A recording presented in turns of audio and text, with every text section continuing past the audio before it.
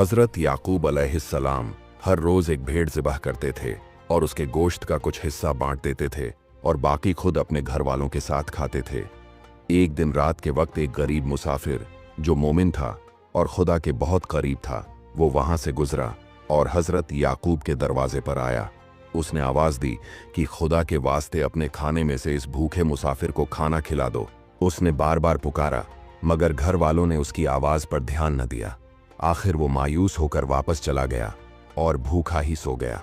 अगले दिन अल्लाह ने हजरत याकूब अलैहिस्सलाम पर वही नाजिल की और कहा कि ए याकूब, तुमने मेरे उस बंदे को महरूम किया, अब तुम और तुम्हारे घर वाले मेरी तरफ से आने वाली आजमाइश का इंतजार करो।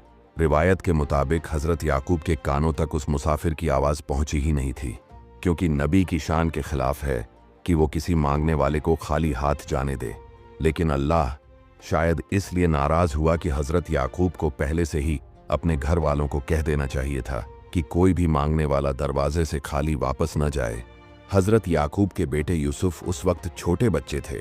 उसी रात हजरत यूसुफ ने ख्वाब देखा और सुबह के वक्त अपने वालिद हजरत याकूब को बताया कि मैंने ख्वाब में देखा है कि 11 सितारे, सूरज और चांद सब मेरे सामने सजदा कर रहे हैं। हजरत याकूब अलैहिस्सलाम ने यह ख्वाब सुना तो उन्हें फौरन याद आया कि अल्लाह ने पहले ही उनको बता दिया है कि आजमाइश का वक्त करीब है।